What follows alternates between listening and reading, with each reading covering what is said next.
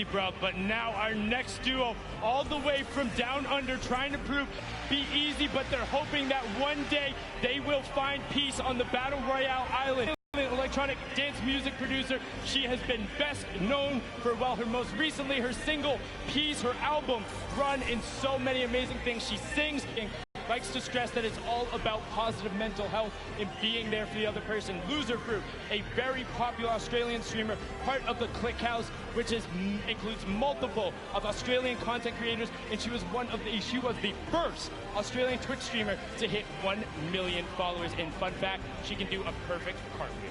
That's amazing for Loser Fruit there. On the floor still, they're going to grace us with their presence. It's Desmond Chiam and Mr. We have a lot to say about Mr. Fresh Asian because he's somebody that participated in almost all the World Cup qualifiers and had just a fun time doing it and really placed highly in some of them too. Yes, and he was streaming it the entire time. Got a chance to talk with Desmond last night, the actor, writer, NCIS, Los Angeles. He also break dances under the alias B-Boy Desmond. And back in the day, he used to min-max on EverQuest. We talked about min-maxing earlier in min... Wait. I am WWE superstar Xavier Woods. And I am YouTube sensation Chris Danker, a.k.a. Chris Danger, a.k.a. Dank Ops. I have a YouTube channel called Up, Up, Down, Down, and we're almost at 2 million subscribers. So I'd appreciate if everyone watching would subscribe right now. Thank you very much. And a long time ago, I was on America's Got Talent, and I didn't win, and I'm still salty about it. I am a 6-time and current reigning WWE World Tag Team Champion! And not even 3 hours ago, I bought this title at Walmart. Now, the teams that you're going to see here today all have one celebrity and one professional gamer. Oh, but not us, baby boy. See, No. What you're looking at is not one, but 2 celebrities. 2. And not one, but 2 professional gamers. 2. And that is the advantage that we are going to use in order to run wild through our competition. And at the end of the day, you are looking at the 2019 Fortnite World Cup Pro-Am Champions. Now hit our music. Oh, y'all ain't got music for us? No music? Oh, y'all got, okay. We don't need no music.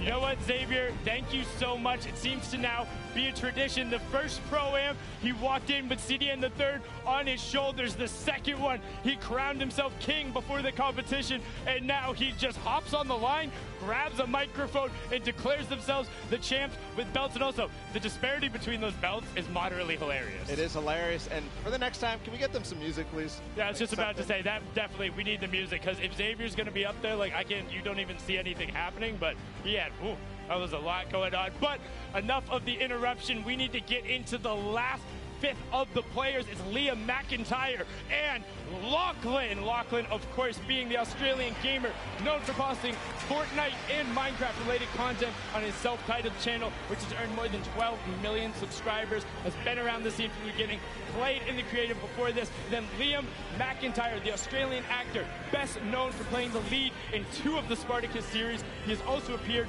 in Legend of Hercules, The Flash, Gears of War 4, and Pulse, amongst many other roles. And fun fact, he's never tasted Coca-Cola. Well, you're not messing a whole lot there. Continue forward. It's Pai Tamben Joga and Detonator out of Brazil. Pai Tamben Joga is the Brazilian YouTuber. He told us he actually only played Battle Royale, and he won his very first match. But then, wait, what is that beard? Is amazing. You're looking at the beard. I'm looking at the Brazilian national team, like almost Fighter Lord Detonator, having none of it. They are. You know what? I just want to hear what Detonator has to say, because that is incredible. Everything about that is amazing, and please tell us more. All right, Detonator, what is some trash talk you have for your opponents? If you are my opponent, you'll be eliminated. Don't cross me. don't do this, because you'll be eliminated by the power of the heavy metal from Detonator. Looking to eliminate everyone in his path. That was the complete opposite direction I thought we were going with that. So let's get on to the next pair. Another Brazilian representative is Edukov in Flakes Power. Edukov, a 28-year-old Brazilian YouTuber, recently moved to the U.S. to improve his English and currently lives in Florida. On top of his hyper-successful daily vlog showing his day-to-day activity, he streams games like Fortnite and Minecraft. And then Flakes Power, content creator who also came from Brazil, has played in a number of big competitions, has been around, and he knows his way around the competitive community. Moving on forward, it's Kawamura and Kalango. Kalango, the Brazilian YouTuber, so we're continuing on the Brazilians. And Fortnite player, obviously, otherwise he wouldn't be here. He's only been a pro Fortnite player for 4 months, but he says he's somebody to look out for. Yes, and then Kawamura is the businessman, podcaster, and musician who's been creating content for almost 10 years, and recently just did his own talk show. Just after them, we have PC Siqueira in 7. PC Siqueira is the Brazilian YouTuber, presenter, and comic book colorist. He makes a lot of content for the TV and online, and he has a famous chihuahua, and his name is Lunina. And now after that, you have 7, the Latin American YouTuber who looks pumped to be here. Unfortunately, I don't know if you're going to need that crutch, but oh, his back hurts? Oh, okay, I gotcha, it's an old joke. Dr. Lupo, maybe you got that one. It was a little over my head, but you can see 7 looking to rep, excited to be here. I've seen they've been putting time in the practice room, so they're taking this seriously. And gracing us on the floor with their presence, it's Jeremy Ray Taylor and Slavo Man. Jeremy Ray Taylor, the American actor, known for his role as Ben Hanscom in Stephen King's It, and as Sonny in the film Goosebumps 2. I absolutely loved him in It. Plays a fantastic character. Will be back as well. And then you have Slogo Man. They're an English content creator who makes gaming videos and posts real-life videos such as challenges and QAs. As a kid, he hated slugs, so he made his name Slogo Man all about it. He calls his fans the Slugs, Slogo Army, and Sloganators. And he has a big interest in psychology and played rugby in college.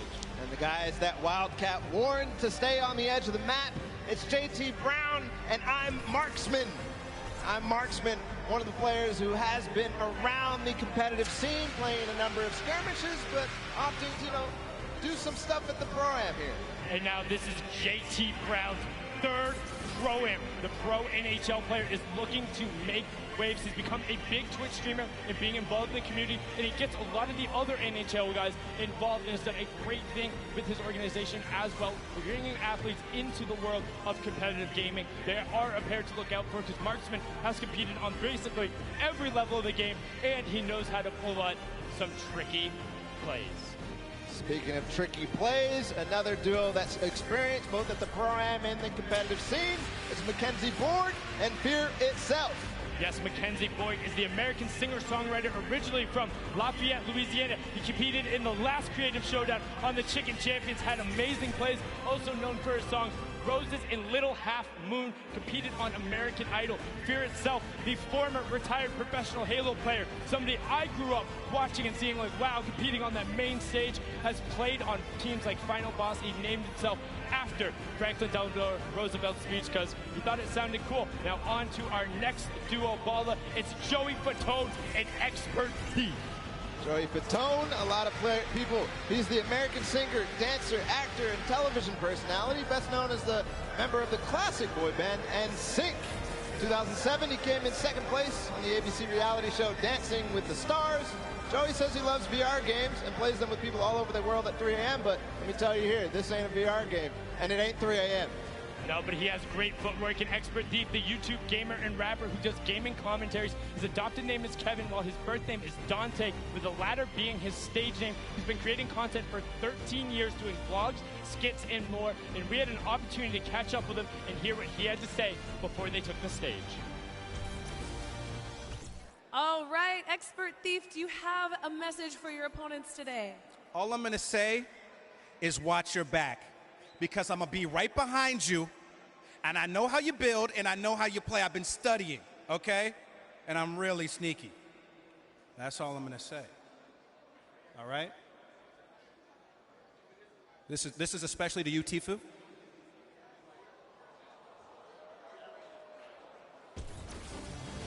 what I find funny about that is as he's calling out Tfue, I don't know if you saw it, Tfue was right over his shoulder, and he started nodding when he said, "That's for you, Tfue." It's like Tfue's like, "Yeah, come get some, let's go." But onto one of our last duo pairings, we have Edwin Hodge and Fraps.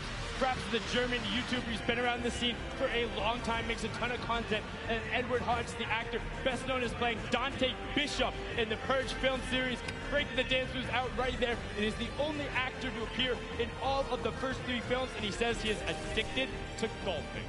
So we'll see what they have to do, whether those golf skills translate, whether Fraps can carry through with his experience on YouTube and creating content and all sorts of creative stuff as well.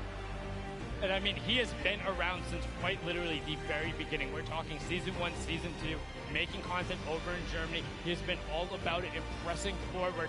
And I mean, this group, this entire pairings, all of them are so fun to be around in their own way. And when they all will interact on the island, it's going to be ridiculous. I mean, we've seen some of the starting island shenanigans that happened before, and I'm just pumped for when we get out there and to see how some of these players interact, because you can already tell there's some bad blood out there. There's some people calling each other out. You got Marksman and Wildcat right away. Edwin Hodge calling out Tfue. Like, they're saying, no, we're coming for it. I've also seen a number of these pairs. Hey, One Shot Girl and Chandler, they were in the practice room every single opportunity they got. They were down there, they were playing duos, they're doing everything they can. Call-outs were there, and I mean, you know Nick is going to bring his all as well. Nick A30, who played and competed with One Shot Girl in the Creative Showdown. I mean, he's pumped to be here. Yeah, he's pumped to be there. We also have all sorts of players who competed last month at the Summer Block Party. Aiden, his partner, a lot of other people as well. Tons of pro players, tons of celebrities. You're going to have a blast watching this, and I can't wait to get in the action as well. And I mean, one thing, you think of just like some of the DJs who are out there. Lost Kings, Phantoms, Alice in Wonderland, Wax Motif, just like all of these guys. I know, just naming some of them who I'm a little more familiar with and listen to, but I just am so excited. And plus all the actors, you got basketball players, and I don't want to say more importantly, but all of the Fortnite players as well, who are so incredible. And oh my, what is that? Oh, okay, so that is your reigning Pro-Am champions, Pro-Am #1. I'm on the other side, the winners from the Summer Block Party, and I mean, they're allowed in the winner's circle. They are allowed in the winner's circle. Zeke there too. See what they have for us, of course. Everybody ready to get the Pro-Am started. They're ready to get it started, but not without these 2 marquee pairs. And just listen to the crowd. They're excited to be there. They're ready to play. These are people who are at the top of their game. Airrocks qualified for the World Cup. Our Crime is out there. Ninja and Marshmallow, the original pop-off pair when they're able to take the first Pro-Am. Zeke, what do you got for us over on the stage with our reigning champions? Gentlemen, Fortnite fans around the world, we couldn't do this without our reigning Pro-Am champions. The Summer Block Party Pro-Am champions, Airwax and Grimes. Gentlemen, any words to your competition? Good luck. Good luck. Great. I like it. Your 2018 Pro-Am champions, Ninja and Marshmallow. The duo is back together. Ninja, I'll come to you, because, Mel, I know you don't like to talk, but any words for your competitors? We just want to say good luck to you guys as well, to everyone who's participating, and I hope we end up meeting in the finals, in one of the last games. There you have it.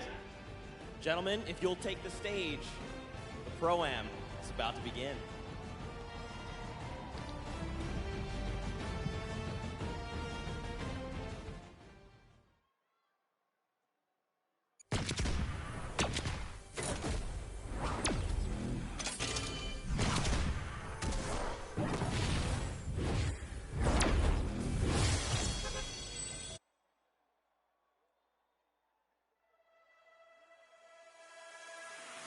I'm coming for you.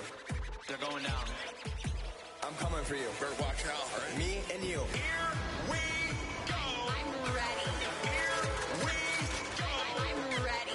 Combo comedy, combo comedy, combo comedy, combo comedy. Big time. 90s. Watch out, watch out. 90s. Hunt them down and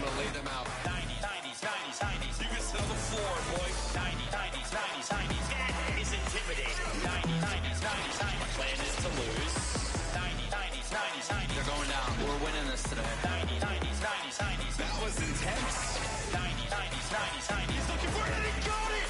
Get the dub, easy dub. Get the dub, easy dub. Get the dub, easy dub. Get the dub, easy dub. Get the dub, easy dub. Get the dub, easy dub. Get the dub, easy dub. Get the dub, easy dub. Get the dub, easy dub. Get the dub, easy dub. Get the dub, easy dub. Get the dub, easy dub. Get the dub, easy dub. Easy dub. Get the dub, easy dub. Easy dub. Oh my God! Middle of the D. What? He does it! He got it! Here it is! He's going with the X! Oh! Airwalks! That's it! He's gonna land in front of him and typical gamer! That just happened. Pushing forward, forcing the activity. Oh! Damage over the shield. Funky's down to nothing. And Aiden. Victory Royale.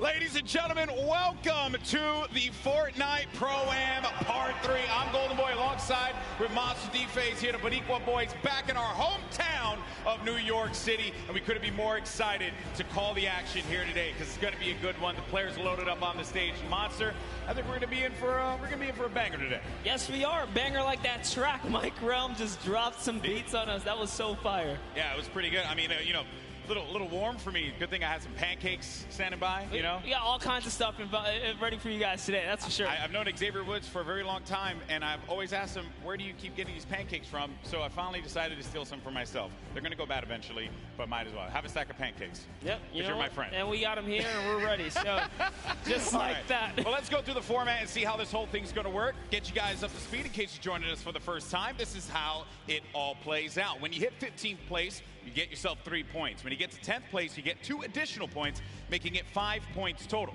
When you get to the top 5, you'll get 7 points there, and a victory royale will grant you 10 points total. But here's the big one. Each elimination will be 1 point. So players can look to really rack up some points in these games, kind of like what Airwax did in the last program at the Summer Block Party. That's right. We watched Airwax come out here, which I had the pleasure of being on the mic for, and it was super intense, showing that he is here for a reason at the World Cup stage. It's not only that, he qualified.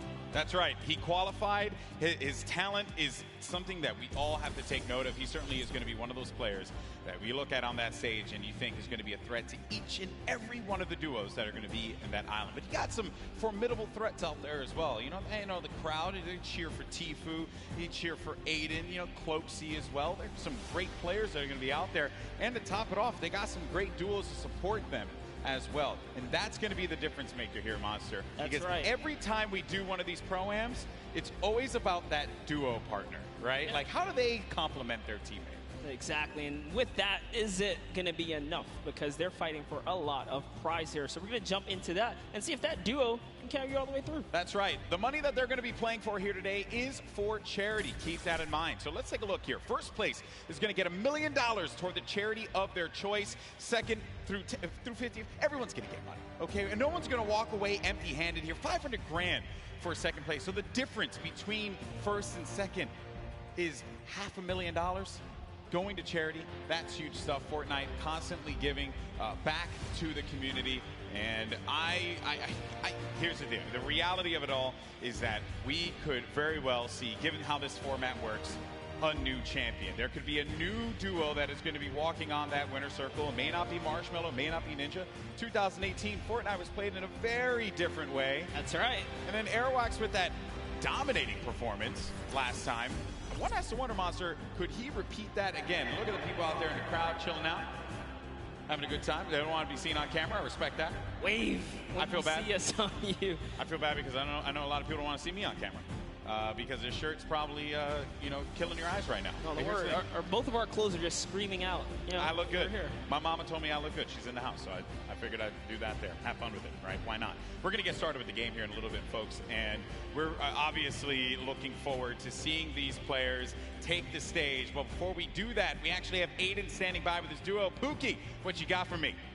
Thank you so much, GB. I can assure you, you guys both look great. I can see you from all the way over here, but I am joined by Aiden and Robert Avesey from Lost Kings. They came in second place at the Summer Pro-Am, so you can bet they are here to take first place today. Have you two practiced at all? Yeah, we talk a lot, so we have a good idea what we're going to do. And especially playing in the last one, we're familiar with each other, which I think helps a lot. Yeah, definitely. Having that team synergy definitely helps. Now, Aiden, you are no stranger to playing in LAN environments, but this one's a little bit different. Who do you have with you here today? I have my mom and my dad, my girlfriend, and my 5 mods. I hear them screaming back there. I love you guys. That's incredible. You have such an amazing support system now. You guys are playing for charity. This is a massive event. Do you want to talk a little bit about that? Yeah, it's an honor to be here, and the fact that Epic Games provides everybody with the opportunity to play and, you know, for charity and just make money for themselves, it's crazy. So, yeah, I'm honored to be, you know, playing for Wounded Warriors, and I'm just going to enjoy this moment. It's great. Perfect. Thank you so much. And just one more for you. Now, you are a DJ duo. Is your counterpart at home watching right now, or is he here? He's playing. So my duo partner's playing with his duo partner for the World Cup tomorrow, so we're about to take over. Interesting how that worked out, isn't it? Yeah, it may have been set up. May have been, definitely. Well, good luck today, guys. I will definitely be rooting for you. GB and Monster, back to you at the desk. Always a pleasure to hear from him. I remember meeting Robert Abisi last Pro-Am, and he was so into it. He said, I just want to go home now and just practice. And we talk about picks to win. And second place last summer block party at that Pro-Am, as we had mentioned, was Aiden and Robert Abisi. You know what? I'm going to make a bold proclamation here, Monster. I think they're going to take it. I think Aiden and Robert Abisi are going to take this year's Pro-Am. Well, I'm going to have to, you know, stagger that and bring back, I don't know, maybe an old rivalry, because this time, yeah, we have Nick Merckx here. How about I put my money on Nick Merckx, and you put your money on Aiden if you want to do that? Okay, interesting stuff, interesting stuff. Well, one player here that everyone obviously wants to see succeed is Tfue. We actually had an opportunity to get some words from him. Let's check it out.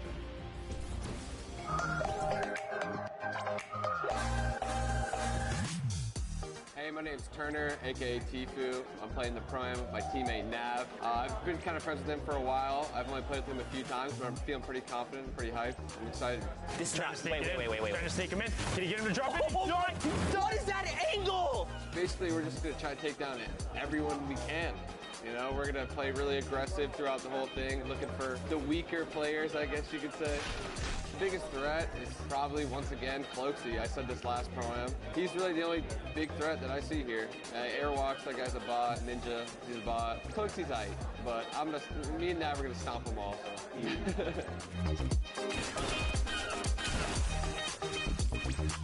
My current favorite weapon is probably the combat, just because it's so versatile. You can use it close range, medium range, even long range at some instances if you need to, you know, pick somebody's health off little by little. I'm donating to the Action Sports Foundation. Basically what they do is they help special needs and handicapped people with, you know, physical therapy, action sports, like whether it be skateboarding or riding, you know, anything really. My experience in New York so far has been pretty dope. You know, I haven't really met too many people yet, but I'm excited to meet all the people coming from different countries, even people that just came up on the scene that are new that I've became friends with over the past few months. So pretty excited to meet all of them, have a good time. Other than that, you know, I'm ready. Tfue had a lot of strong words for his opponents. And, you know, calling Ninja and Airwalks a bot after they had won Pro-Ams and he hasn't. Some bold words there, Monster. You gotta love Tfue. Always ready to paint a story, create a rivalry, right? And then just make it interesting. I mean, look the way he's dressed. He's got his vest on. He's ready. Seems serious. He's clearly ready. And I know everyone here wants to get ready and into the games. And we also want to let you all know as well that there are going to be numerous ways for you to watch this very competition of Fortnite Pro-Am. All you got to do is go to Fortnite.com/watch. And there you can actually pick a variety of different POVs. You can see the map. You can see a bunch of cool things. Definitely check it out. Once again, go to Fortnite.com/watch. There we go. You can level up your viewing experience. And then we also have a lot going on here as well. So here are the feeds. This is what you're going to look at, right? So in feed 1 and feed 2, you'll get the first and second place players. But then feed 3, you're going to get Ninja and Marshmallow. And then on feed 4, you're going to get Airwalks and RL Grime. So this way, you can see our defending champions in their perspective and how they're going to coordinate. You also got Nick 30, Max Carver. Let's not forget about Courage and Sean O'Malley, Doigby, and Cody Walker. And then for the Latin American community, you're going to have Flakes Power and Anderson Silva. So lots of great perspectives there. Also Asia as well. It's going to be Ellie and his duo. So there's going to be a bunch of perspectives for you to check out. Fortnite.com/watch. Don't forget about that. And have some fun. Have some fun watching this event. It's going to be a good time. By the way, I love, because if you're a fan of any of those guys, you can literally see their points of interest, which is super dope. Yeah, exactly. You can learn from some of the best that play this game, especially the Fortnite content creators, see where they go. A lot of the players now are going to be on the island, loading up, getting ready to go. I'm pumped, man. I'm pumped. I want to get into this already. And I know we're going to get there eventually. But, you know, a little anxious, of course. And I have to wonder, you know, what other duos are going to be standing out? Because Tifu had mentioned Closey, him and Whit Lowry. They have the potential to be able to upset some people here, but he didn't really do it at the last Pro-Am. Closey was kind of quiet at that event. I want to see him turn up, especially here in New York City, because, you know, he lives like right here. Yeah, you know, and I'm also excited for Yoshi. Yoshi represents, you know, on the Team Solari cast. It's a pleasure seeing him come out here. We always see him commentate, but you know what? Someone representing from a commentator stance out here playing. So I'm gonna be rooting for Yoshi and Freddie Estroma as well. Yeah, the French community loves him. Always got to give him some extra props. You saw for a second there, Courage and Dr. Lupo right next to one another. So perhaps there could be some shenanigans, maybe sabotage, if you will. I think Lupo's probably insulting Jack in a variety of different ways.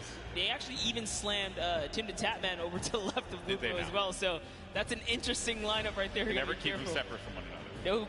You know, you can never keep them separate. We're also going to have a lot of controller players playing out there too. And while controller players, obviously I'm controller gang, always going to represent. I want to see how they play out. I think we got a few pro controller players like Aiden, who I had picked before. That's right. Get into a box, really cause a ruckus, especially for the pro players. Aiden has qualified for the Fortnite World Cup in the duo side.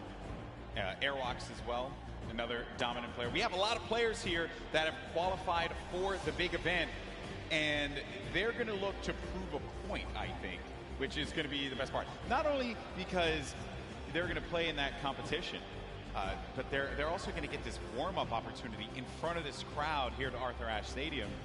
It's kind of a little bit of an advantage.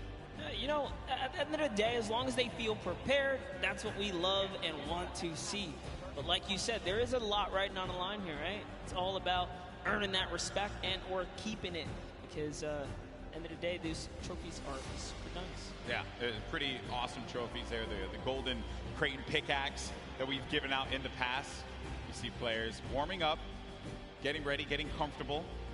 A few other duos to talk about was Pi and Detonator. Detonator, I don't know what that video was, but it made me mildly uncomfortable.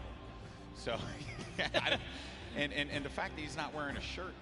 Yeah, you know, it disturbs me. Came out, you know, got the couple buttons down in the front, you know, yes. Letting it breeze. Yeah, letting it breathe a lot. I don't know. That one certainly threw me off. There's Marshmallow. You know, he doesn't really like to talk that much, so I wonder how he's going to communicate with Ninja. They've done it once before, though. They've done it once before. Certainly they could do it again. A couple emotes right there from Marshmallow, so maybe he'll just be playing right there, showing off the controller. Yeah, that's right. Give him a little ring. Making sure it's all good. He's going to let the gameplay and the moves do the talking. I appreciate that he's also going to be using his own skin as well. So. Oh, you have to. Yeah, you have to. If you have a skin in the game, you got to go for it. Little ego boost right there, you know? Yeah, that's some protection. Nick Merckx. Yeah, it's your pick. Hey, I had to. You went with Aiden. I figured we I know, I know Papa Nick Merckx, who's out there, probably got really mad at me that I didn't pick Nick to win. But it's okay though. It's all for the storylines. Hopefully he understands that. Nick 830, most positive human being. You play with Nick 830 a lot? All the time. What does he bring to the table? Oh, he's a legend. I mean, as long as he can keep his cool, not get in his head.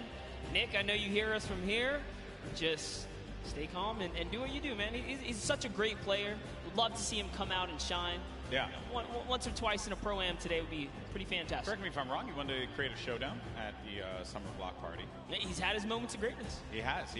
So clearly capable of being able to do this, being able to win on the big stage in front of a crowd. There's Detonator again. Just, you know, he looks so ready. And, you know, I'm actually impressed playing with a keyboard and mouse. I thought that Detonator would have his own custom controller spikes on it. Okay. There's a lot of dialogue being exchanged there. Also, talk about Detonator's bangs. Man, nailed that one. I'll never be able to have that. Ever. That's a heartbreaker. Looks like he's Is he yelling at his own teammate as well? Yeah, definitely. At some point.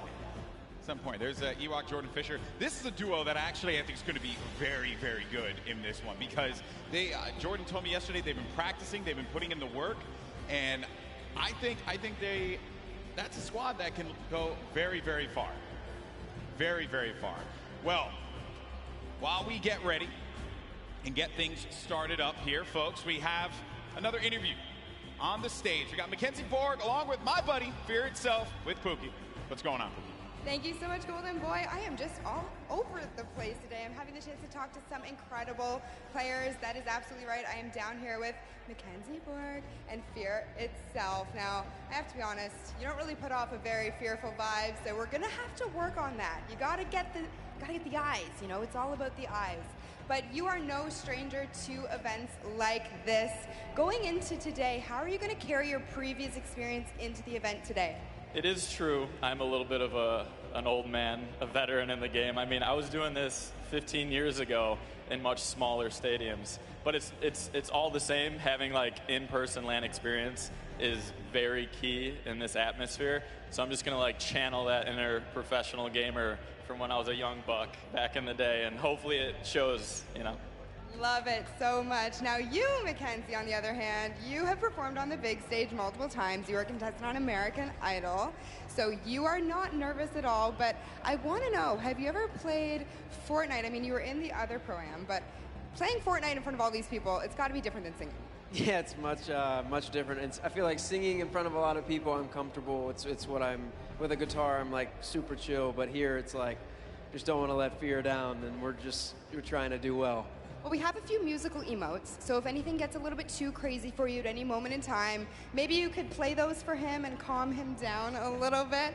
That might help. Now, have you two been to today? We practice a total of about an hour before this event. So we got all the practice, all the strats in the world. Don't you worry about it, Pookie.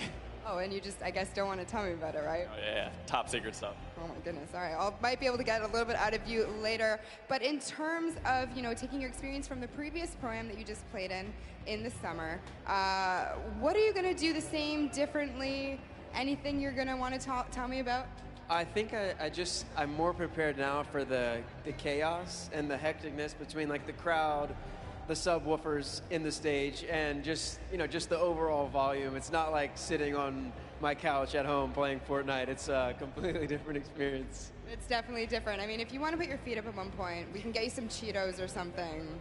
It'll be great. I'm trying to get into the more serious mode right now. I'm flipping the switch. Fear's got the switch too. We're switching it. Oh my goodness. Well, you guys heard it here first. These guys are locked.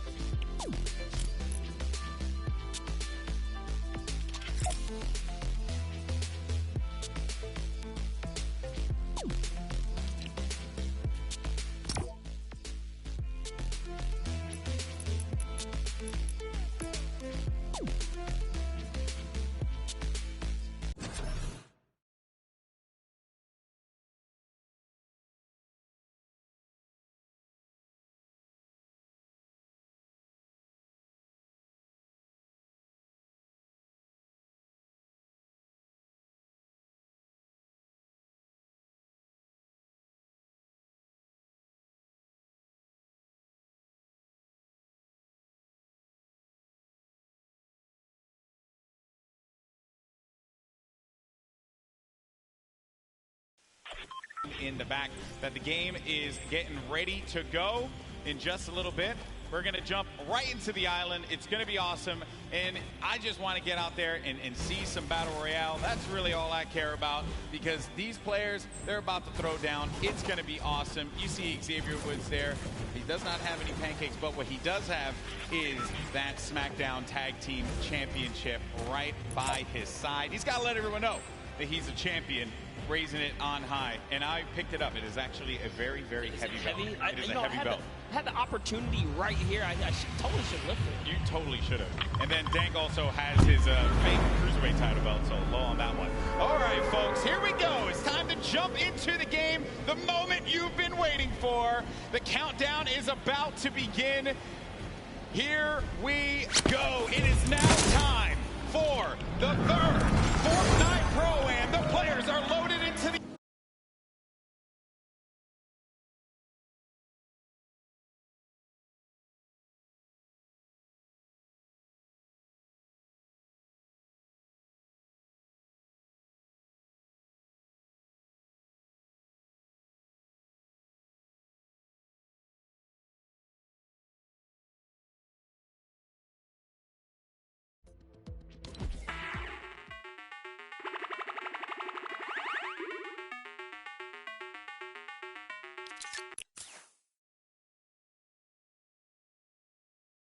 Could be a yum, right?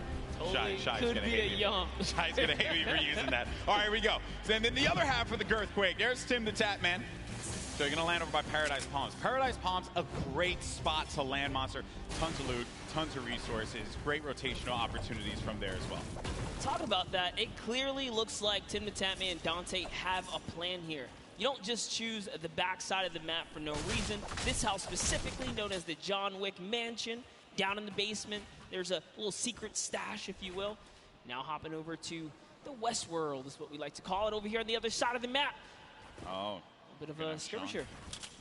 Yeah, you got Osculords looking right over at Sean. Sean choosing to disengage from the fight. Will have that green tack SMG and has full shields as well, but oh no. Dead Revel's going to be in a bad spot. Very weak in there by Sean. Sean's going to take some damage as well. This is going to be a first engagement. Sean is going to go in for the fight. And then we switch on over to Dead Revel, who's looking around. And Sean's going to be out of the game. One of the first eliminations. I think that might be the first elim that goes through. The first was Sinu, who actually got Fear itself. I wanted to touch on it, unfortunately. But that was the first elim. Fear itself went out? Yes. Oh, right man, away. we really shouldn't have interviewed him. I feel... I'm sorry, Justin. Hey, but it's not over, right? You can always get the reboot card. He can come back here. But for now, Lost King Nyx is in a pickle. This is rough for Nick to be in here. Now we're gonna make our way to Ninja and Marshmallow, who this is another great spot to chill by. You get a ton of loot at the Lazy Lagoon, and on top of which, you know, I think there's I believe there's going to be some ballers close by. If you want to go for that, you also have the cannons you can use, I believe, to get out of there too. Yep, there's a lot of options for mobility here for sure. But you know what I like that's going on here, at least with Ninja and Marshmallow. Ninja straight up adopting, you know, his scrim and or competitive strategy, right? Lazy Lagoon, that is his most known spot for landing. So for him to land here, they mean serious business. Yeah, and he lands here relatively uncontested. There's going to be a duo over to the north, I want to say northwest, and also someone all the way up at the tippy north there. As we make our way now down forward toward Lucky Landing, we're going to have Sinnoh here along with O'King. We're gonna be seeing a lot of Sinnoh and O'King. Let me tell you guys right now, do not sleep on this duo right here. They are so good. Had the pleasure of casting and seeing them at the South Korean event that we flew out to and covered over there. They are dangerous. Well, you're hyping them up here, but unfortunately they're going to be taking some damage from the Stinks, having to push out of that fight. So when you throw down that Stink grenade, it goes right through the damage. It does not hit the shields. It hits the green health bar. Not what you want to see happen here. Player, though, is going to be tucked away in the corner. And King and Sinnoh, they're two top players. So they know how to work together here. Try and pin their opponents into a bad spot. Here, a few shots as well. More eliminations starting to go through. Nick 830 gets one onto Claire Grant. Aiden as well picks one up. Mackenzie's out of it. And And then King and Sinnoh, they're just going to get, King's just going to get out of there. Yeah, just wanted that pressure, but you know what? Figured a team that's working together is definitely a dangerous one. And we touched base with Yoshi a little bit earlier today. Looks like his partner Freddy is down here. He's off. He's on a quad. Can he get away? No, he has to get away. Oh no. Okay. Lights here. Marksman. Oh, and he just tagged up. He tagged up the quad a few times. Did manage to hit him. If he would have picked up that infantry, could have had that pinpoint accuracy with that weapon. Probably could have provided a little bit more for him there, but it's also going to be a player up above. There goes the infantry rifles I mentioned before. It's such a precise weapon to take advantage of. JT Brown, they're looking around. Going to have Jeremy Ray Taylor up above in that box there, Monster, and they're going to be split up a little bit because they want to clean up this player around, see if they can get any of the resources. And they did convert it right there. And a little nifty trick Marksman used there, pulling out his pickaxe to reset his reticule so that his crosshair kind of tightens up just to make sure he can be as accurate as possible. So many nifty tricks, and this is why this is the pro AM, right? You have the pros, and then you have your celebrity counterparts helping them out. And Marksman is showing that he knows what he's doing. Yeah. Looks like he's confidently ready to push as well. He might. Exactly, and then we saw Ninja and Marshmallow there on the corner of your screen for a moment, continuing to loot up. Players pushing around the side here. This is going to be coming from the west. JT Brown, they're going to get vision. He has that snipe out. Maybe he can get a connection, perhaps, but it's going to be Marksman looking for the opportunity to take advantage of that heavy AR. Yes, I love this. JT Brown ready to back him up. He's got extra shields and everything. He's got that legendary sniper. He knows exactly where this player is at. Just looking for a small peek right here. He might take his face off. We will see. He's playing with a lot of confidence, too. You can tell in the movements. JT Brown has played in multiple, I think he's played in every single Pro-Am that we've had. So no stranger here to this big stage. And then they're not really going to go for that fight. There wasn't really much of a reason for them to try and push in for that fight, Monster. That player did have that natural high ground. If JT Brown would have gotten the connection with the snipe, that would have been great. But you got to think about this, the storm, as it pushes on in. Now these players, you're going to take a little bit of damage here, but you have a lot of bodies scattered around. Junk Junction, Polar Peak, Happy Hamlet, even Lucky Landing. There's a lot of players that are going to be on the outside, but this circle is going to be pushing in, centered more toward Dusty Divot. So you're going to have that big circle around here. You're ticking for 1 damage per second as well. You got to start to make moves quickly. Yeah, Slogo Man does not want to play around here. He does not have anything to heal with in this moment. He has a glider redeploy. I mean, he can use it to get away, but with that one person trailing behind him, knows that Bai También. You did better. I didn't even try to. I didn't attempt. Hey, it's a little bit of Spanish right there, but hopping over to Ewok and Jordan Fisher. You got the accent. You got the capability. I respect it. I can pull it. I know you can. All right. So Ewok and Jordan Fisher. This duo party. Ewok hunted Jordan Fisher down. Enemies have become friends here. And with the baller and the shadow bombs, they're going to rotate on out, get to the safe zone. A few players are going to be around here as well. And Ewok just tagged him. Take full advantage of the ping system, right? When you're able to do that, that helps so much. Sometimes you don't even need to use your words. You can just use the ping system to relay where the threats are going to be. Exactly, and that's what Ewok used as their primary form of communication here. She's going to lay down some fire. Didn't quite connect, but it's all good. Can she get a couple more shots? If they catch an advantage, we saw what she did last time to Jordan Fisher in the previous 2019 Pro-Am, right? The last one that just passed by where she made her debut. She pushed all the way across the field. She showed. Ewok gets very aggressive. She will get down. Living up to that Ewok name. You know, Ewoks will just go and bite your ankles. So that's what Ewok did in that last Pro-Am. But now we're going over to Neo Tilted. One-shot girl Chandler Riggs. We're going to see Kyle K and Kyle Kaplan up above. And there's K. Crowd popped for him when he had come out. Kyle Kaplan as well. I like how Kaplan's got his marshmallow fit on as well. Not trying to throw us off at all. You know, honestly, that's like, I wouldn't use this, right? If you wear this fit, you're tempting other people to be like, dude, that's marshmallow, isn't it? Right? And then they just want to push.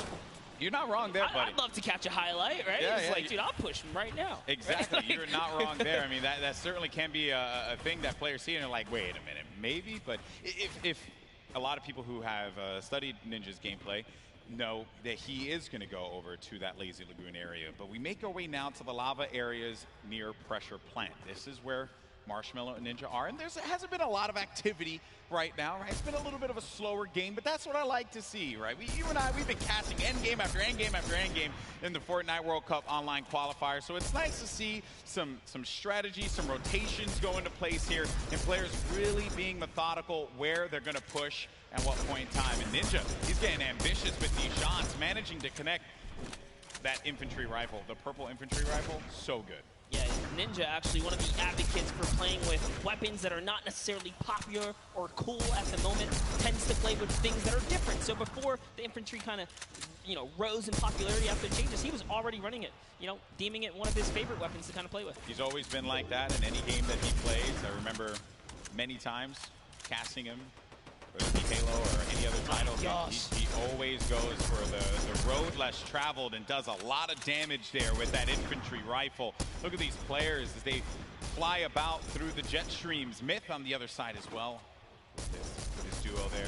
It's got to be. Oh no, Tim the Tatman. No, Tim, no, Tim. And he landed extra quickly. He got picked off from the sky. I don't want to say it, but he was literally swatted like a fly right there. Oh, that was just too easy. Taken right out. Tim the Tatman goes down. There's no friendships here in the Pro-Am, people. Ninja makes Tim the Tatman pay. It was a wide target, and he's going to hit those. All right, so there he has his ball. He's going to get a bunch of extra goodies. And oh no, Ninja's ball actually flew off into the steam vent, and it's gone. Yeah, I think he ended up going with it. Hopefully he did. Yeah, so he ends up getting the ball right on back. Just looking around. So he doesn't know, obviously, that there's going to be a duo right next to him. A lot of players are starting to convene here by Pressure Plant. This is where the circle's going to start to collide. And then keep in mind, this lava, when you get to those final circles and you have to go over that lava, it can be your worst enemy or even your best friend, because you can traverse the lava very quickly, but sometimes it can throw you off. And for more unexperienced players, or inexperienced players, apologies, that could certainly throw them for a loop. Yeah, it can definitely end up also just like splitting up a team, right? And then causing some chaos that way. But man, the fact that Ninja's able to just openly hold this area right outside the mega ball. Wrecking people with this. Yeah, look, there's another player right out the sky right there. David Williams goes down. Time to go collect. Time to go collect. Go get that expensive NYC rent right there, Ninja. Go pick it up, because he's collected right here. Oh man, he has been just swatting these players out of the sky. Tifu's going to be in a fight right now, though. Having to deal with this, going to use a shockwave grenade to get out of the engagement, reset himself. We'll have plenty of builds to work with as well. We'll also have those chug splashes for him and his teammate if he needs to use it. It's going to be Ewok and Jordan Fisher. This is a huge battle that's going to be taking place here. Tifu has the angle. He has a perspective. And with that combat shotgun, he can hit him from a distance as well. On the screen, you see Nick 830 gets eliminated, so he's going to be out of the game. But for now, all eyes are going to be set here on Tifu and this engagement with Jordan Fisher and Ewok. Yeah, he actually had to back up. Someone storm flipped right at him, forcing him out of that area. But lucky for him, he does have plenty of shockwaves to make a ton of moves. And Ewok actually gets pelted down a few more times there. Yeah, that's not good, because they're going to go down low, and they know exactly where they are. So they just can wait this one out.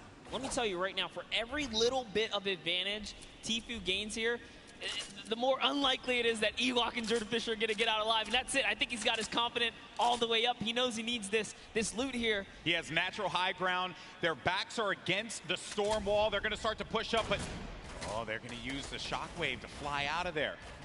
That was just one, though. He only saw one, so there it is. Oh, no. He's kind of trapped there. Pinned. And he's waiting for him. He's going to tag him with the combat.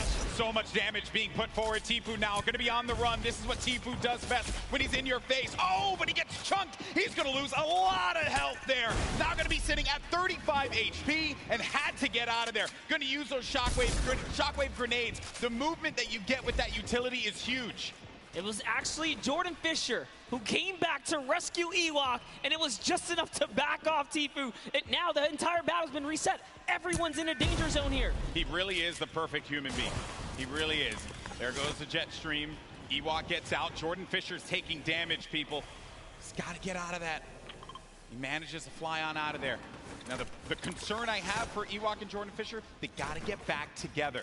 Yeah, but not only that, Tfue knows he has to get an elimination here. They are desperate. They're in shambles for gear here. And an artillery strike actually being rained down. Tfue is forced to be on defense. He's far from his teammate Nav. But look, Edwin Hodge and Fraps right here. They don't have health either. This is the perfect opportunity for Tfue. A lot of players are going to be very, very weak. And he gets an elimination on Edwin Hodge. That's going to be Tfue's 4th elimination. Nav has 2 of his own, 6 points total. Oh, there was a trap there! You never suspect the trap, Tfue! Oh, my word! He is disgusted with what he just saw. Nav should be able to get him, though, and they'll get back into this. He does have launch pads, so they can use that to get back into a safe position, but they don't have heals, Monster. Yes, he does. He actually has 2 campfires in his inventory. Oh, well, he doesn't have shields. Yeah, but he has to get to zone ASAP. Airwalks, a previous reigning champ so far, and RL Grime are going to push someone off here. And oh boy, this is the Pro-Am. It's starting to heat up here. That is going to get clipped so many times. Absolutely. Tfue hitting the trap. Never expected. Imagine catching a nice little 2-piece and then walking into a trap. That was perfect. There goes your summer block party winners, Airwalks and RL Grime, sitting on top of their, I want to say, hodgepodge constructed tower here. Then Tfue, right next to Allier. Boy, does he have a video for you. Tfue has not popped these double campfires. Oh, actually just keeping it going. That shot from Tfue, clinical. Combat shotty, that thing's going to tag you from what sometimes it feels like a mile away. This player's going to be behind this tree here, and Tfue sees it.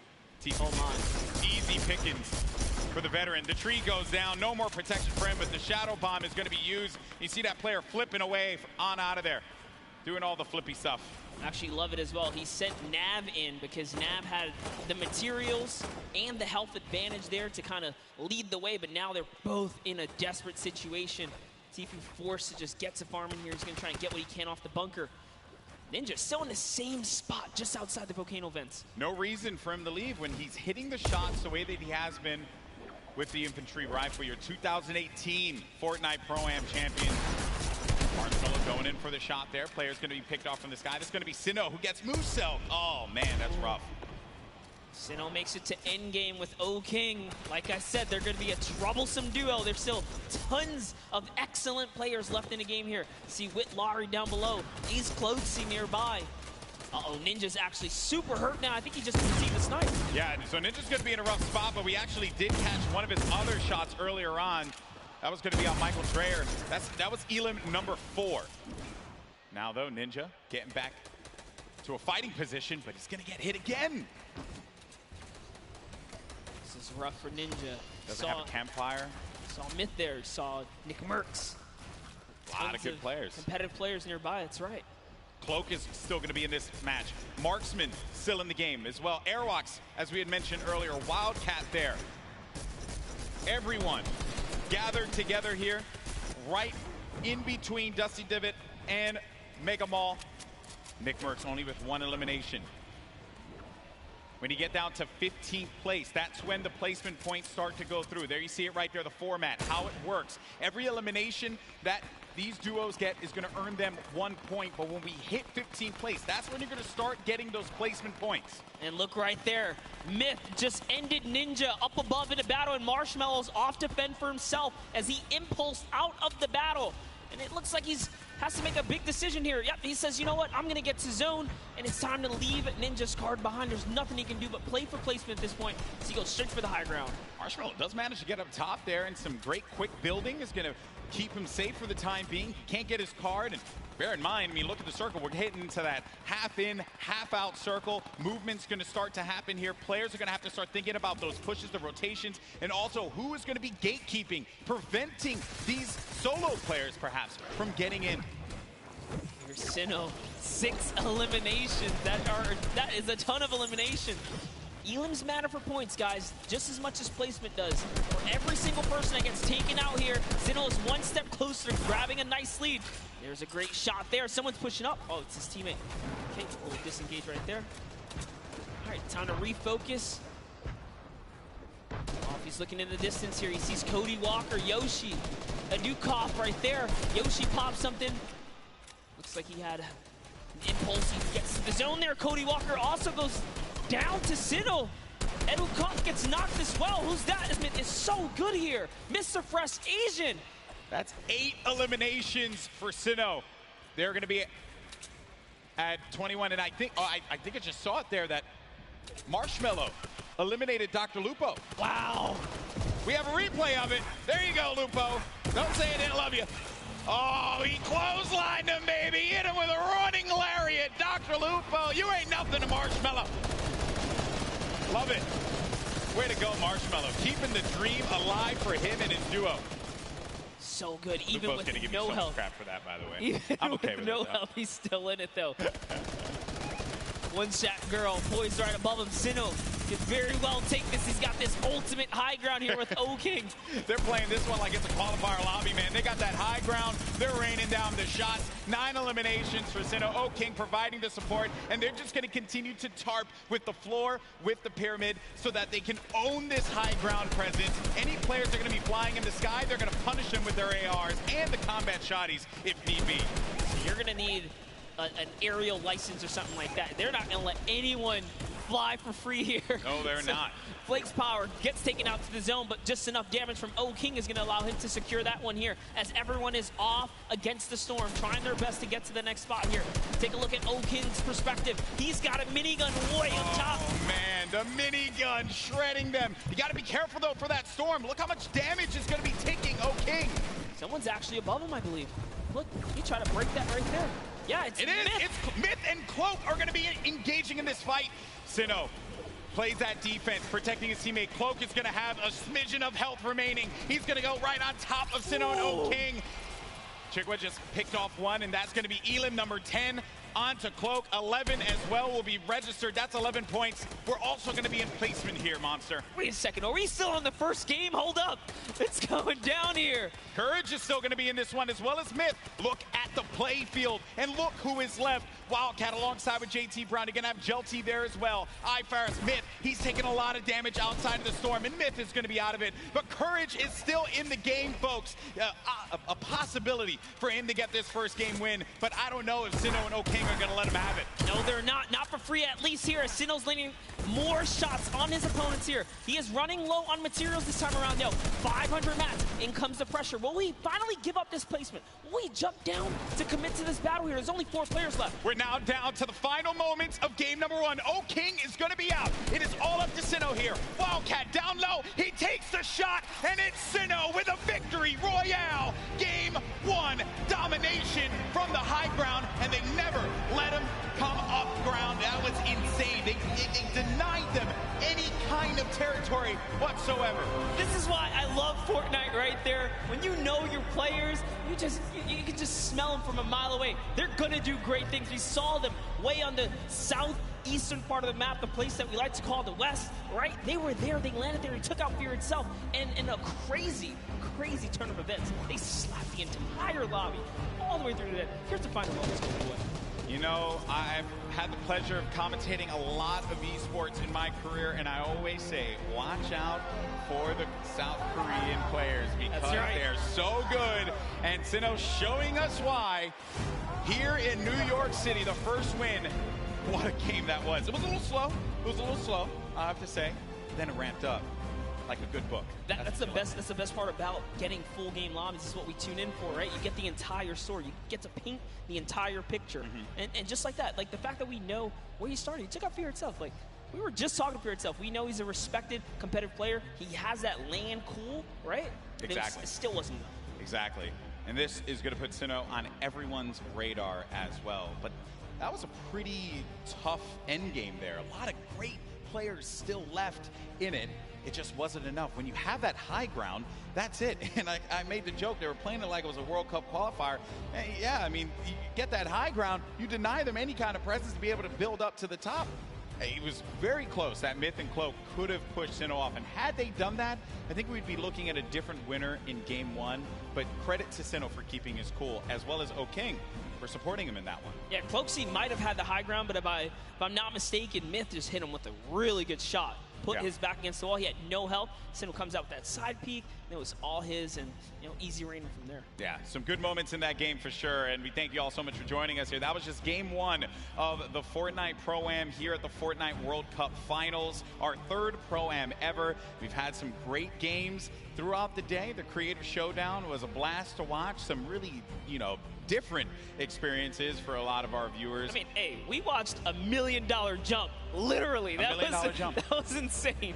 I know. I realized I made some poor decisions career-wise when I was not in there for the $1 million jump. That was awesome. And then we just saw one of South Korea's best players in Fortnite, Sino, just take game 1 in dominating fashion. And now I have been informed that we do have our winners down on the floor with Pookie for an interview. Pookie, over to you. Thank you so much, Golden Boy. I am here down on the floor with our winners. I want to congratulate both of you first off.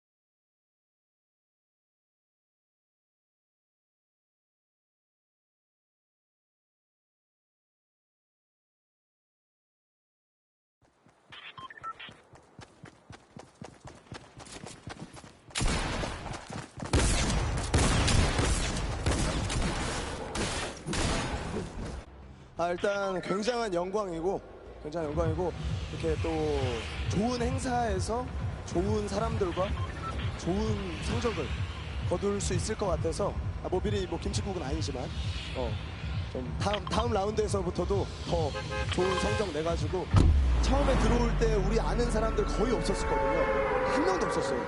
요 대회 끝날 때 저희를 모르는 사람이 한 명도 없게끔 만들도록 하겠습니다.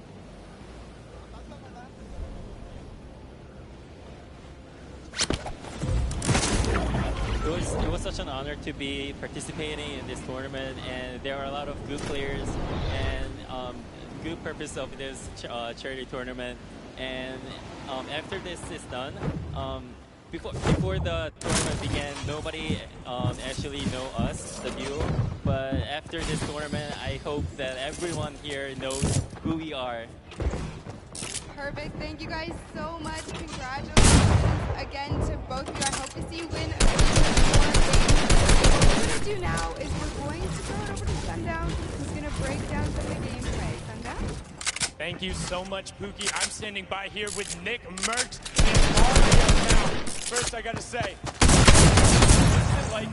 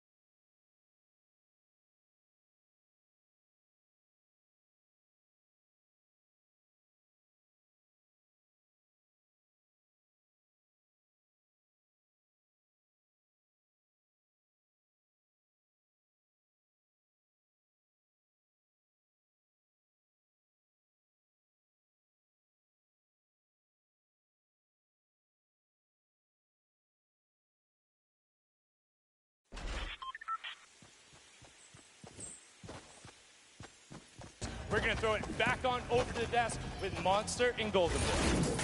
Thank you so much, Sundown. That's right. You know, a lot of folks here go way, way back, and that's always a fun time when everyone's able to get together, hang out, reminisce on the good times. But we're here and now, and right now it is currently Sinnoh and O King's time because they won game number 1. Let's take a look at the standings when we get a moment to see where we are currently, because as we know, that victory from the South Korean duo, hey, let's not forget, Sinnoh, this is a guy that nearly qualified for the World Cup a few times now. A lot of talent. And I'm just glad that people, they said it right, that we want people to know who we are. And I just want people to know. So good, so talented. Yeah, without a doubt, when you guys obviously get this translated, no, the competitive community absolutely know who these players are right here. For and sure. you guys deserve every ounce of respect, especially from the public. But we have some standings. Let's see where these players are, Golden Boy. That's right. Let's take a look at the standings. Where we are right now. Who is going to be behind in this one, right? So it's going to be it's going to be Airwalks and RL Grimes. So no surprise. Picked up 7 eliminations out of that game. All right. Courage, Sean O'Malley in 5th place. You got let's not forget about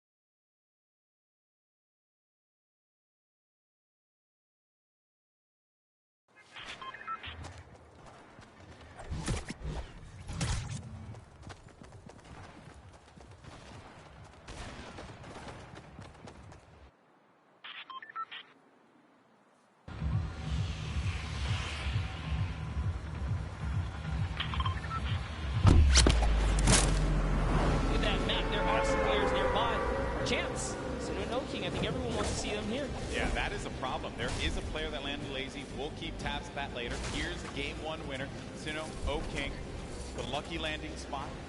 You're going to get a few options all the way in the back. Remember, all the way back here by Lucky. You can go Fatal if you want to get some loot.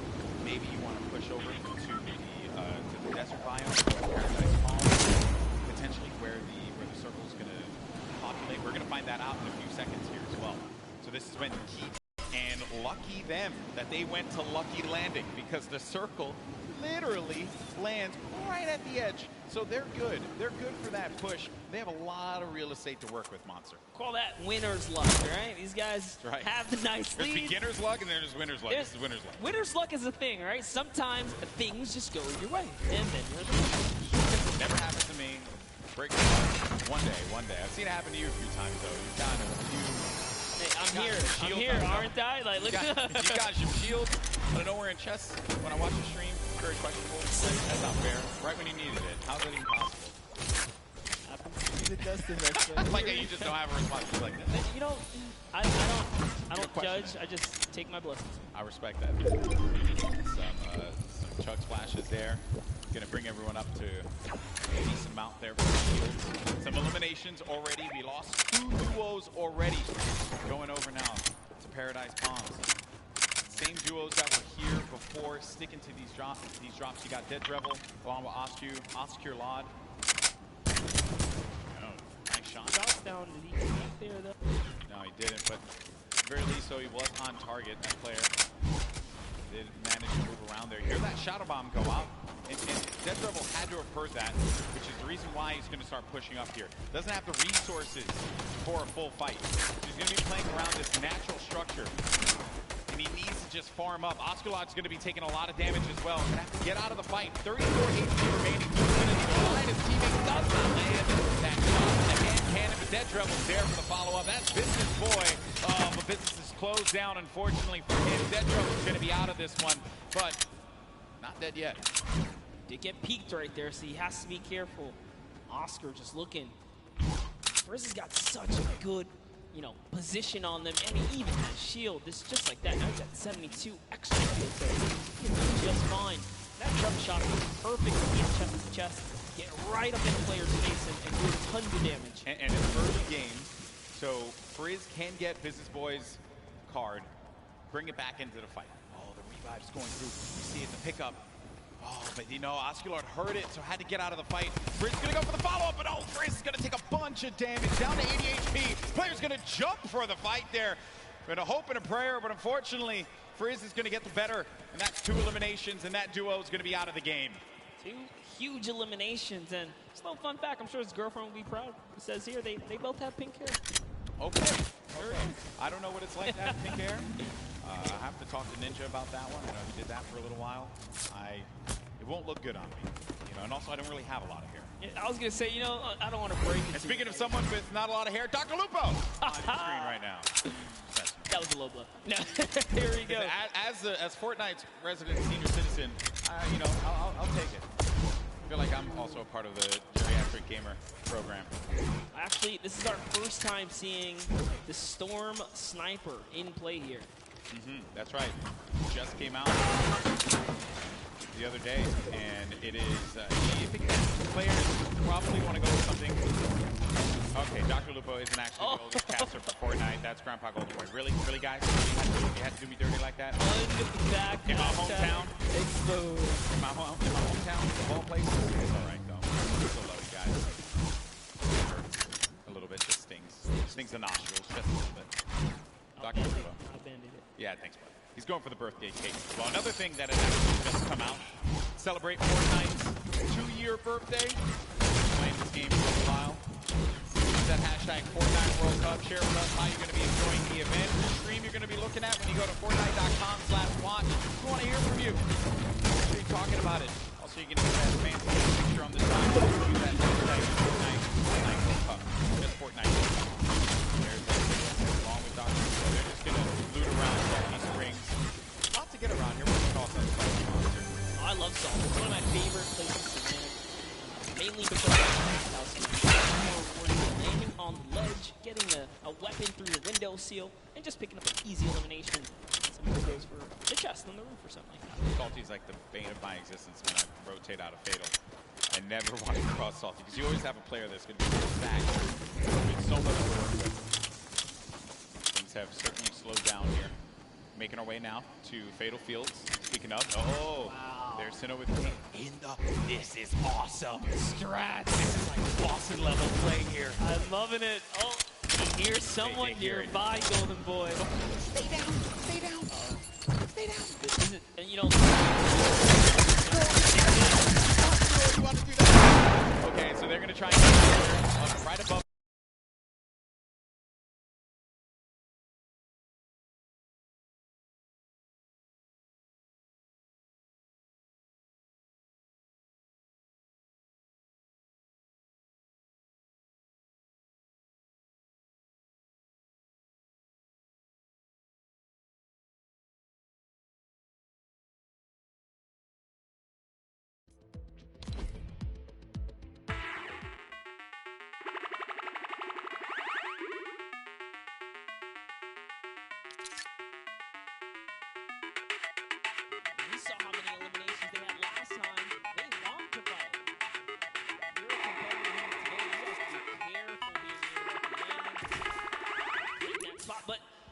Faris, Brandon Rogers, down comes the shots here. Let's see how it's going to go down here. We're at the easternmost part of the map. We have Jacob and Faris kind of moving back and forth, listening for cues. I think he hears him nearby, yet he's looking for Jacob now. Oh, man. Jacob's by himself. Yeah, that's the problem. Jacob's going to be alone inside of the natural cover. There you see the circle favoring Sinnoh and O-King. We could see back-to-back winner here, Monster, with the way that circle lands. It's right over Salty and Fatal Field, so that favors Dr. Lupo and Sinnoh. Oh, no, but Graham Rogers goes in for the fight. Faris has got to pick up his teammate here. He's got to have his back. Jacob gets it. Boogie Bomb goes out, but doesn't connect. Probably trying to overtake that wall there. Jacob, wisely enough, is going to get out of that fight. That player's going to be down. The Stinks forcing anyone that will hang around. Needs to confirm that elimination. There you go. That's going to be a ton of loot for Jacob to get, but Faris is looking at him right above him on top of the rooftop. He wasn't ready in time there to put the shots on him, so unfortunately he did miss. He goes for that side combat shot and breaks the wall right there. Oh man, this is not looking good here for Jacob. Faris gets his teammate's card. Does he have to get out of the fight? Oh, Jacob taking a fight to Faris. You like to see that one. Go for the fight, but look at the storm. It's starting to push in. Some decisions need to be made here. This fight is going to happen right by that storm. Popping that early med kit, he knows. He's got a few seconds to work with. Oh, he's actually lucky. The zone isn't quite pressuring yet, so he figures, hey, you know what? I'm gonna use this opportunity to heal right back up, and now the advantage is all his again. Slight lead here. He's looking for it, fights right in front of him. Oh, man. You just don't expect that. You're hearing all this movement around you. You don't know where the attack is going to come through. And they're just dodging and dipping around one another. Such an intense battle, and Faris still has minis left. That might have been his last heal there. Oh, the Jacob quad. decides, you know what? It's time to back up. Take the trusty quad, get out of there. Long. Yeah, no reason for you to push that fight. You have your teammate's card. Then we go on forward, and you got Slogoman, who just got beamed. Beamed. Marshmallow with the snipe? Marshmallow. Okay. I respect that. Marshmallow's been surprising me. Are we sure? Are we sure that that's Marshmallow underneath the mask? I'm just messing around. I'm just messing around. I was gonna say, he puts in a ton of work in this game. Look at the shot here for Marshmallow. Boom! Nailed him. Marshmallow, man. What a beast. Marshmallow here to make the highlights, all right?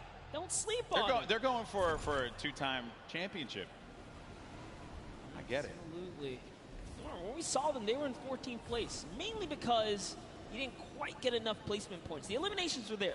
They were right in 14th, so with the way they're racking up more elims, that's going to be, again, just securing a more comfortable lead. If you can get in that cadence of just getting points consistently, you'll find yourself in the late game. Mr. Fresh Asian, we saw in the feed, he actually took out Cody Walker as well.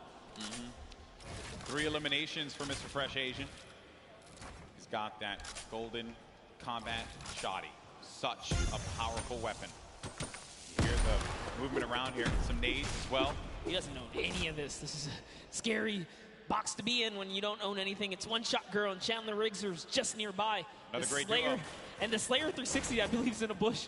Not too far either. That's the Golden Boy strat right there. Hide in the bush. Don't do anything for the entire game. Trust me, it works like 60% of the time. It works every time.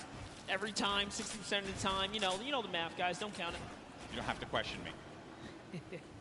So Chandler Riggs and One Shot Girl, they're going to play this more defensive posture, this positioning here. They have no eliminations right now, and we're at 35 duels remaining. So it's going to take a while for those placements to go through. And then One Shot Girl just gets obliterated. Her health is gone. Now down to 5 HP. Chandler Riggs playing around the corner, trying to utilize a little bit of that right-hand advantage, but it is not coming to fruition there. Mr. Fresh Asian is going in for the push now, and this isn't looking good for this duo monster. Our heroes could fall right here, right now, as Mr. Fresh Asian is looking to get 5 eliminations on the board, gets ownership of the wall, and what a shot there from Mr. Fresh Asian. That's elim number 4. That was so filthy. Took the wall just like that, an instant edit, no mistakes made. The Slayer 360, he's finally given up his bush. He's actually now exposed himself. Sometimes you gotta abandon the bush. It's okay. He's gotta give it up. He did take his opportunity to try and pop some shots. Mr. Asian did look over in that distance. He knows there's someone there. Now it's Marshmallow Ninja rotating across here. as they're going to find themselves right outside the box here. Of course, if you're not familiar with Mr. Fresh Asian, he is top 100 most subscribed Australian YouTube channels. It's actually one of the fastest growing YouTube channels in Australia.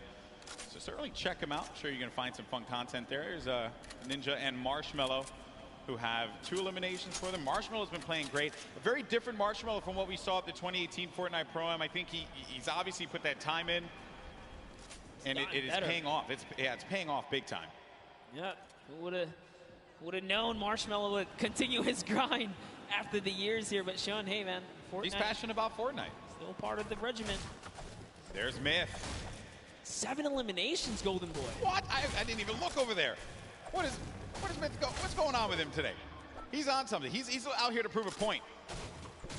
Myth wants to pick up a win. How huge would that be for him?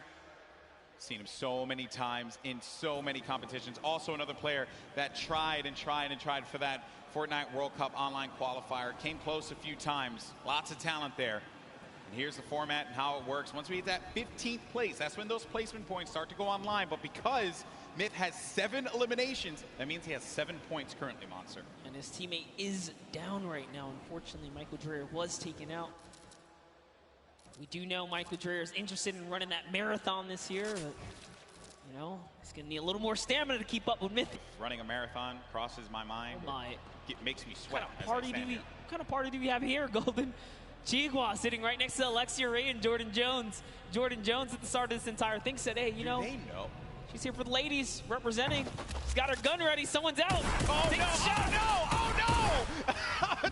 She's in a box. Sneaky plays here from Jordan Jones and Alexia Ray. That player had no idea. That was crazy. He got away. He took the launch pad. He got away. You never suspect the people in the cornfield. Jordan Jones and Alexia Ray, super sneaky plays here. Aaron Gordon's like, you know what? I'm just going to kind of keep my cool here, stick still. It's Ali A jumps back in the baller. He's out.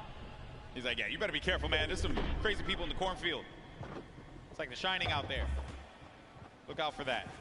Okay, and they're crouched, so you won't be able to hear their movement. You have to really focus on it. They got their just the aim set. I like this strategy.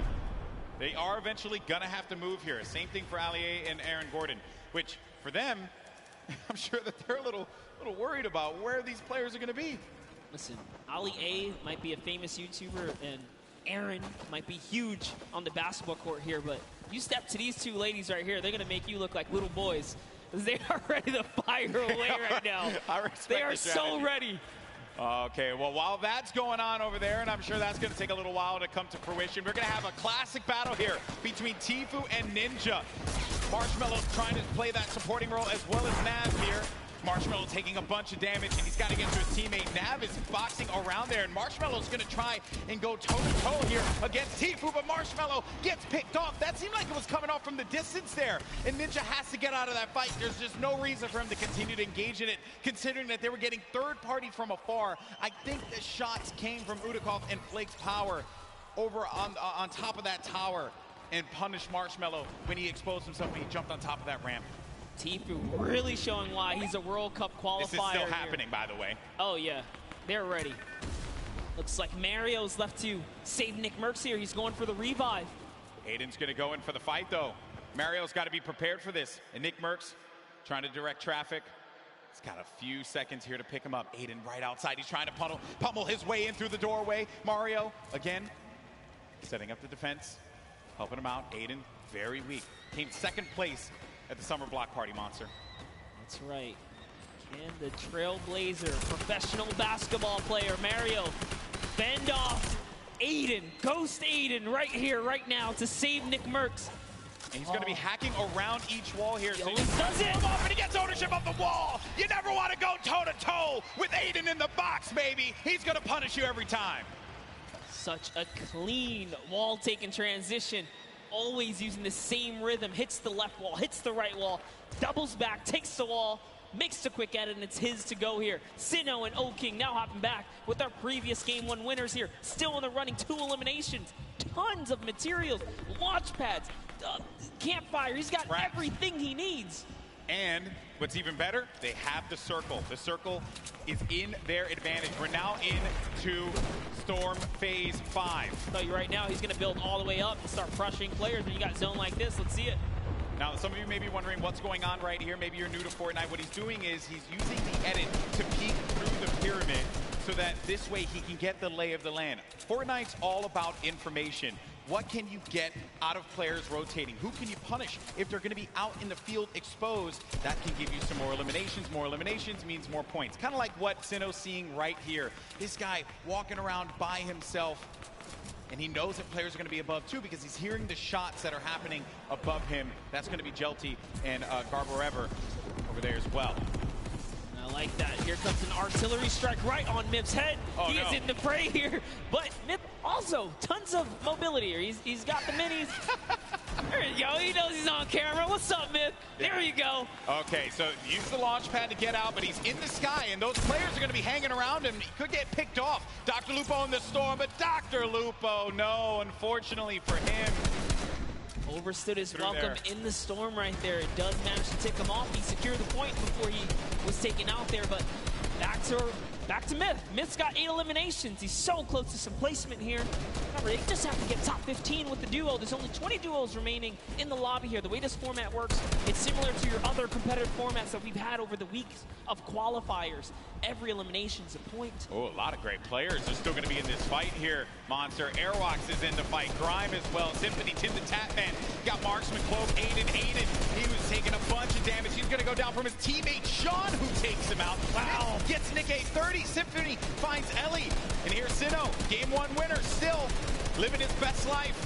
Picking the fights that he needs to take. King gets an elimination as well. That's going to be 3 points for this duo. And he's letting these guys above him deal with him. Ninja having to take so many shots and play defense. He's running out of materials quickly. When those shots are coming through, you'll be shocked how quickly you're going to lose out on the wood, the metal, the brick. Yeah, it really was a nightmare scenario for a second there. Forced to drop the campfire prematurely and go into the surf juice here. But they didn't forget about him. As soon as he picks, he gets lasered down, and all of his health is now gone. And Tfue, perched up right here, is going to catch Sinnoh straight out the sky. That is huge, Monster. He gets Sinnoh, the game 1 winner. That was the pacemaker for the game 2. And now it could be Tfue playing that strategy that we saw in the Fortnite World Cup online qualifiers. Going for the high ground. He's going to be by himself, though. 5 eliminations. Player right in front of him. Waits it out. He's just looking for it here, Golden. Trying to see if he can find the shot, find the angle. This is what Tfue's known for, playing for those early high ground position. Holds here, and he's not afraid to go for it. There it is. Chucks his way all the way across, takes the shots. Wow, this guy as well. And look, he's just going to 90 on up. Great shots, has shockwave grenades, also has shadow bombs to utilize to his advantage if need be. Ninja's still going to be in the fight, as well as Cloak. The high ground's been eliminated, but that player does manage to get above him. That's going to be Sean. That was Sean who goes all the way up to the top. Tfue's going to be playing in the mid-ground. Symphony right next to him. Jacob still in the fray as well. Saw him in that crazy battle earlier on. He's still in the action. And look at what's going on. That circle's going to be moving toward that mountain, which means players have to start making their way up.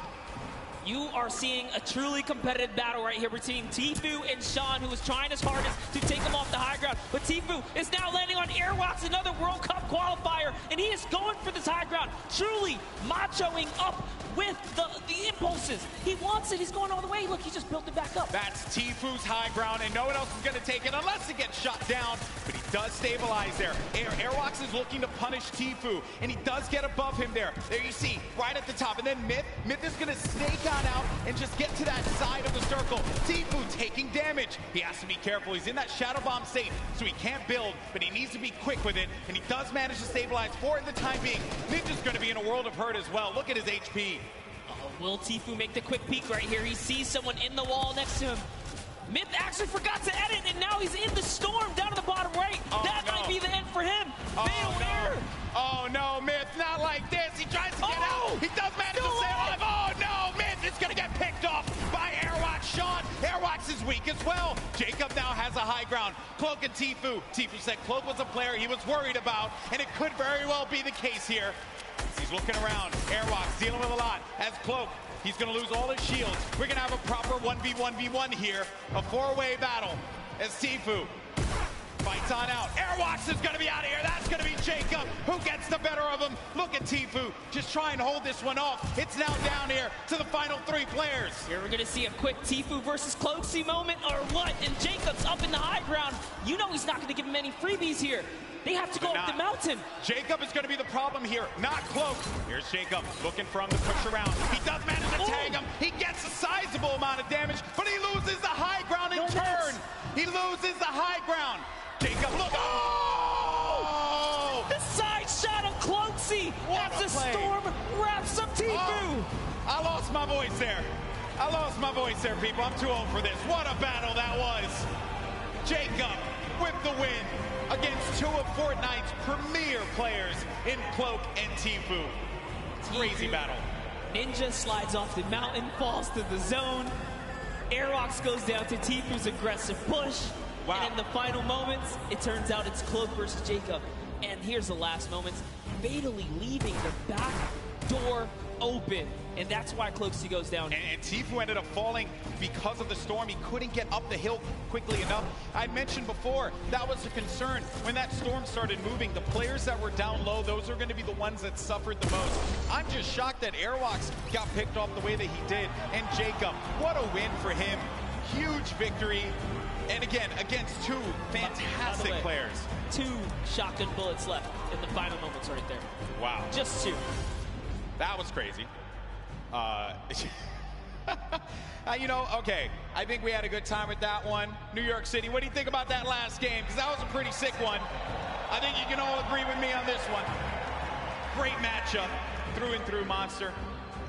What a start. I thought we were going to see 1v1 Tfue and Cloak, and I was going to lose my mind. I may have jumped off this stage. I don't even know what I was going to do with myself. We were that close to that moment, but hey, let's not take it away from Jacob. No, we're not at all. Jacob really played it so well there. Airwalks is doing also just a great job of just chopping him down, chopping down Tfue, really being a pester. That could have been Tfue's game easily, but just pushed the wrong ones. Even Sean was giving a hard run. The tone of the lobby changed as well when Sinnoh got eliminated. Yes. Right? Once people saw that pop up in the elimination feed, they knew that there was going to be an opportunity, because you get a player like that out of the fight, and there's going to be free reign. There's going to be movement to be had.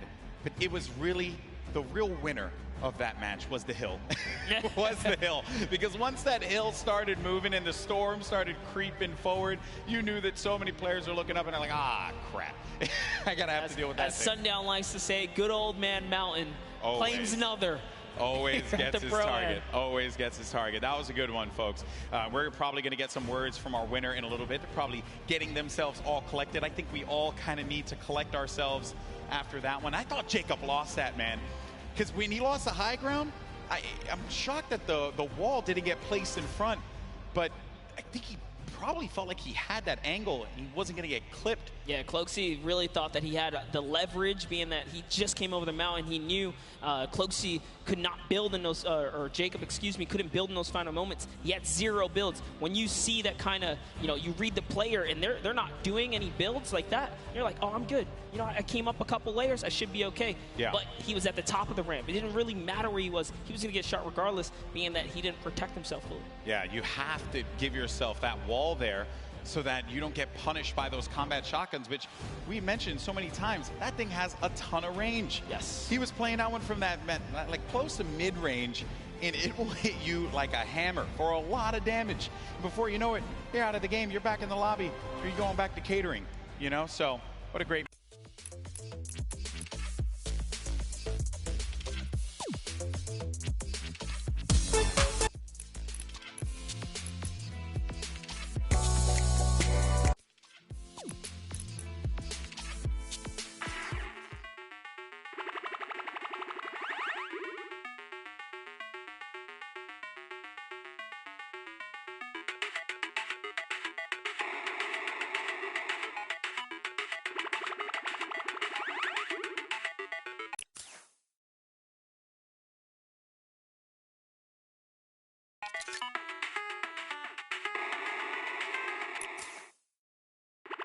there. great plays, and I think that everyone thoroughly entertained with that. We have 2 more games, though. They're going to be coming up. Games 3 and 4. We're going to determine who the winner is, and I think we're waiting right now to get some words from our winner standings to see where we are currently. And I have been informed that we do have an interview, but it's not just with Jacob. It's actually going to be with Jacob and the 2 people that he took out, Tfue and Cloak. Pooks, talk to me. Thank you so much, GB. I am down here on the floor. I have a bunch of people around here. Who do we have? We have Tfue, we have Cloaksy, and Jacob. Our final 3 in the last game. Oh my goodness. Tfue, walk me through those final moments. Do you mind? Well, basically, I was in the storm and I had no health the entire game. I had about 40 minis, but I don't know. I just got stuck in the storm. Cloak trapped me, held me in storm, dude, but he got clapped by Jacob, so it's all good. A little bit of animosity. We're gonna go over to this side here. Cloak, I gotta ask, what do you attribute to that? You had high ground over Jacob. What happened? I thought the zone was pulled down the hill, but it was still pulling up the hill, so I didn't wall off my back, and he got a free shot, and I died.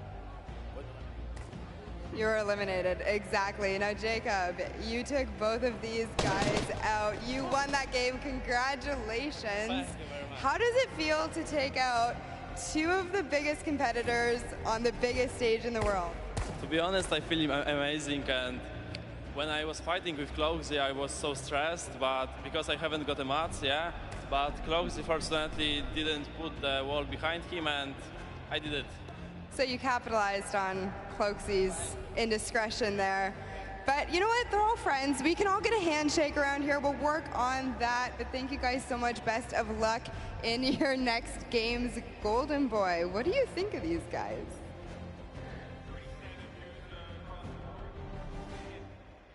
I think that the important thing to note here was that you're in those moments where you have to pay attention to where that circle is going to be going, and you just don't know at that exact moment. You're just got out of a crazy fight.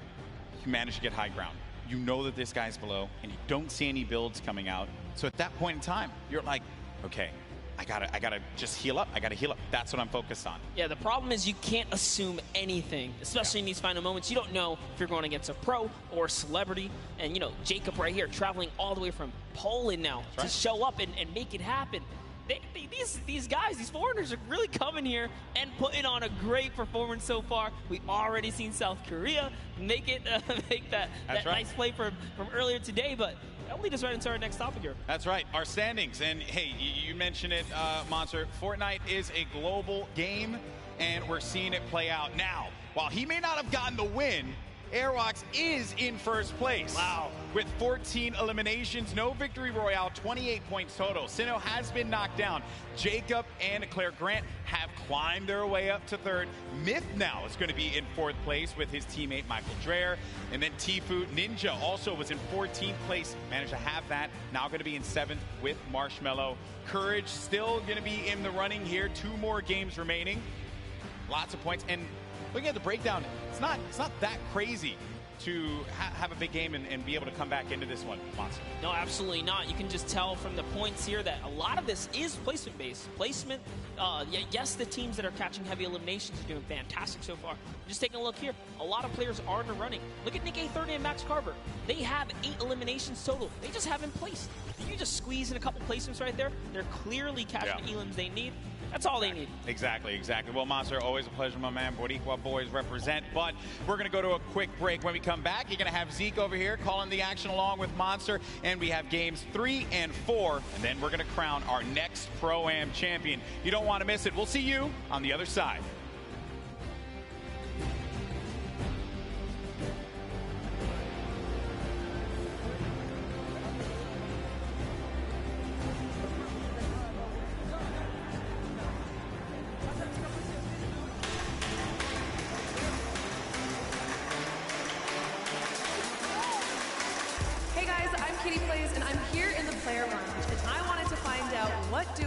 Targeted the most today. I think it's going to be Ninja, Marshmello, and Tfue and Nav, but let's find out for ourselves. which duo are you going to be targeting on the field today? Jordan Fisher likes to smack talk. Jordan, I'm coming for you. Last time Tfue took me down, so I think I'm going to try and take revenge on him. Well, I was practicing with One Shot Girl and Nick A30 and Chandler Riggs, and I know that they're going shifty, so you might catch me there. Targeting every opponent in the game today. Any chance I get to take a shot and run, that's the name of the